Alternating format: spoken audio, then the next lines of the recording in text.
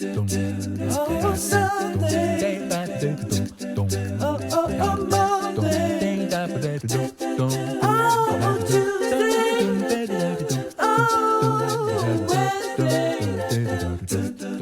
Oh, Thursday. Hi everyone, welcome to the Mum Mental Load Reset today. It's so great to have you guys here with me. And as you can see, I've got some of my YouTube people up here watching as well on YouTube. So if you haven't jumped across to YouTube, check it out. Look me up, Peaceful Living with Miranda, or just Miranda Hodge. It might be actually, I think I've changed it. Yes, I have changed it. So check it out. Check me out on YouTube anyway, and you can find some of the 200 plus videos that are up there from me. Anyway, today's topic is all about problem solving. So how to empower your children to be problem solvers. This is so important, okay? I know I talk about things like this all the time, and always that everything's important because it is, but this one's really, really important, okay? Empowering your children to be problem solvers is going to, first of all, change your life, but also change their life. So important. Really, really helpful, and means that they can start to build resilience and be, empowered in lots of different ways. So here we go, episode 106. So if you're someone who's just jumping along, please feel free to check out some of our previous episodes. I've just done a 2-part series on burnout in mums and kids, and that was really, really fun. So if you want to check out some more episodes, please do. And again, if you're new, then welcome. If you're not new and you're someone who's been along for the ride for a while with me, then you guys will know that I'm Miranda. I am a mum, I'm a teacher, I'm an author, and I love talking to people about health. I love talking about mental health, about burnout, about kids. I'm really interested in ADHD and in behavioural management, and also how diet goes along with that. So that's the reason I'm doing naturopathy at the moment, naturopathy at uni. I also am thinking about, I'm not sure whether I'm going to stick with naturopathy or, stick with maybe more the nutrition-based side, because that's what I'm really, really interested in. So anyway, I'm studying, I'm adding to my extra degrees, and I've also got a positive psych grad cert as well. Anyway, regardless of all of those things, if you are someone who wants to jump in and have a consult with me about your child's behavior, about your behavior, about how you're feeling as a parent, about, what you can do to become more holistically healthy, then please message me, send me an email. You can comment on whatever you can here, whether you're on YouTube or whether you are listening to the podcast. But the easiest way to find me is to email me. It's thecherishedcommunity@gmail.com. thecherishedcommunity@gmail.com. So without further ado, let's jump straight into the program for today. Now, today, how to empower your kids to be problem solvers. Now, again, we really want our kids to be problem solvers because then it helps us, but most of all, it helps them because you want them to learn how to be really, really good at solving their own problems. Because just a quick thing, if you haven't worked this out, we keep coming up against problems all the time that we have to solve, right? So there you go. That's why we want our kids to be problem solvers, so they also know how to do that as they become adults. So what's the first thing we should do? So the first thing we should do, you're going to love this one. It is stop solving their problems all of the time. Do you need to stop solving your kids' problems? Yes, you do. Because why? Because they need to learn how to solve them themselves. Now, first of all, does that mean that we don't ever offer help? We just chuck our kids into their own mess and say, see you later, Sonny? No, of course we don't say that. That is not what we're doing. Okay, we are helping our kids sometimes, especially when they're younger. If you've got kids that are like under 6, we need to be helping them solve their problems. Of course, when they're over 6 as well, and 6, we need to be helping them solve their problems when they need help. But be aware that if we're still helping our 8-year-old work out how to, tie their shoelaces, that's great. That's probably reasonably age appropriate, probably a little bit old. If your child's 8 and they can't tie their shoelaces, let's start working on that, okay? No condemnation, but start working on it because it's really, really helpful. And also, you can only get Velcro shoes up to a certain age level, I've discovered. So there you go. So we want to be helping our kids to learn to solve their own problems. So that means when your child comes to you and says, I can't do blah, blah, blah, you go, instead of just going, here, I'll do it for you every single time. We all have moments where we just do that, right? Because sometimes it's just easier and you're in a hurry and things have to happen. Sure, we totally understand that. But if you do that every time, And I recently realized this with my youngest. I'm like, oh my gosh, you're not very good at making yourself a sandwich. I'm like, you're 7.5. You should be able to like rip out making yourself a sandwich. This should not be a problem for you. And it's not a problem for him, but he's quite happy for me to do it instead. And I realized, oh, you're the youngest. Quite a lot of stuff going on in the mornings, and it's easier quickly while your sisters are racing around the kitchen to just quickly make you a sandwich and you just chuck it in your lunchbox. No, okay. So I'm being more intentional about that myself because I'm a mum too, right? And helping him and just going, you know what, you're fine. I'll do a little bit of it, but you're doing the rest. That's how we started. Okay, watch me do, and then you start to learn to do, and then with me watching, and then eventually you can just do it yourself. And we've had that in multiple things in our house in the last little while because I realized that I was probably making life a little bit too easy for my son. Okay, just because he's the youngest and we were in a hurry.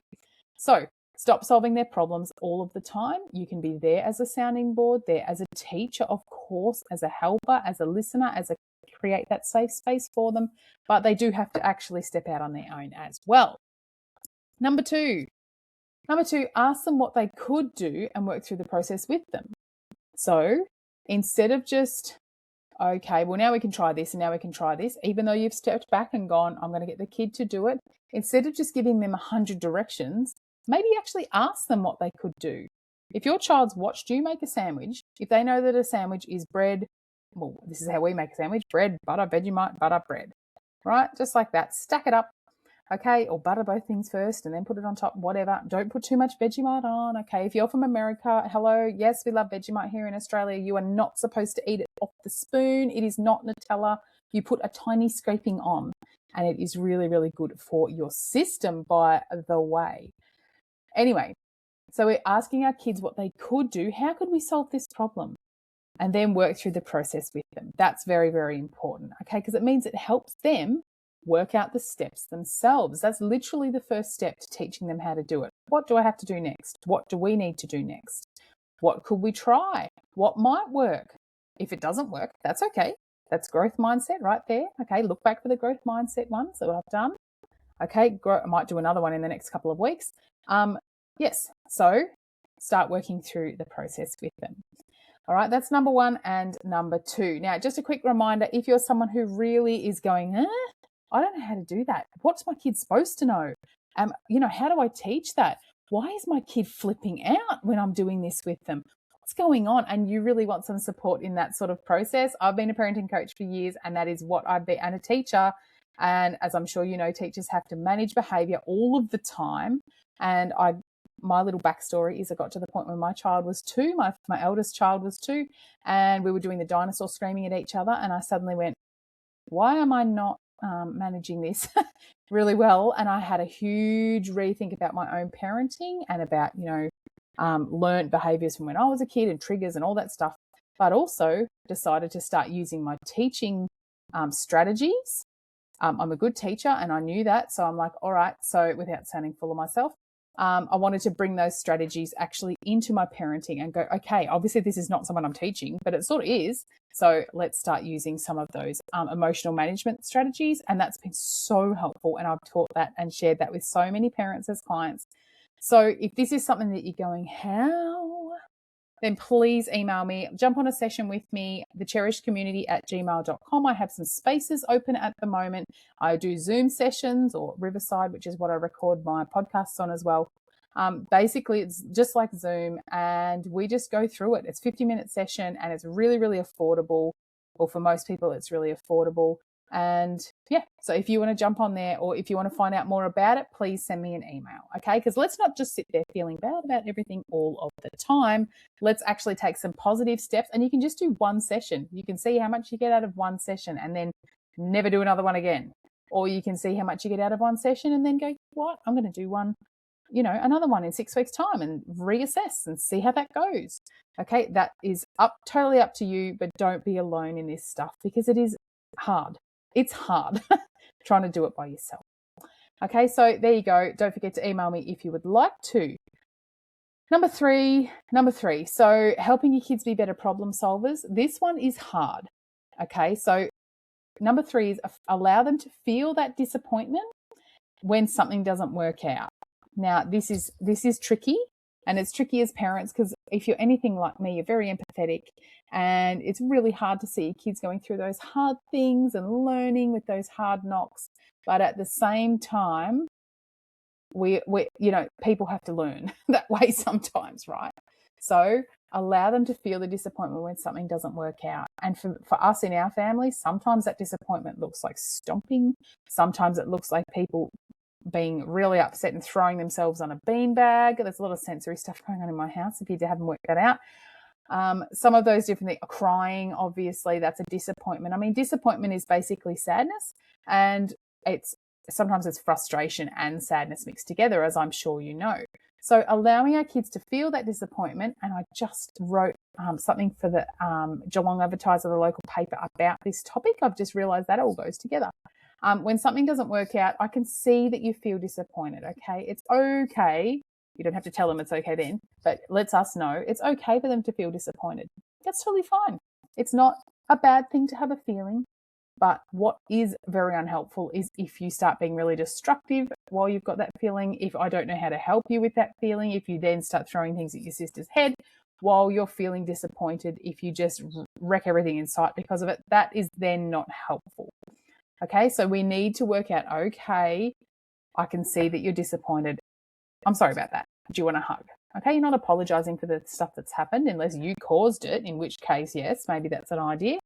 But offer a hug, offer some downtime, any of those sorts of things to be able to help your child learn to work through disappointment instead of just jamming it down inside themselves and telling them to just be quiet and that's it. Okay, so yes, there you go. Is that's clear as clear? So empowering your kids to be problem solvers. Let's quickly, and again, this is just a short little episode here, all right? You're not getting all of the stuff we'd be talking about in a session, okay? But you are getting, in this podcast, I'm really, really committed to giving you guys action steps, and it's quite often 3 in a row, as you know. Okay, so stop solving their problems all the time. Ask them what they could do and work through the process with them. And allow them to feel the disappointment when something doesn't work out, okay? When we've tried something, when we're learning things, when we're doing new things, and when we're coming up against problems, there are going to be moments when things just did not go the way that we wanted them to go. That's just life, right? We can't change that. What are we going to do? Say, oh, the problem's going to be, fine, and we're never going to have a problem with the problem. I mean, that's crazy. So yes, it's okay that things didn't work out. It's okay that the problem was hard, and that we didn't work it out on the first go, because nobody does. All right, so let's just make sure that we allow our kids to have that ability to feel disappointment and give them some of those strategies.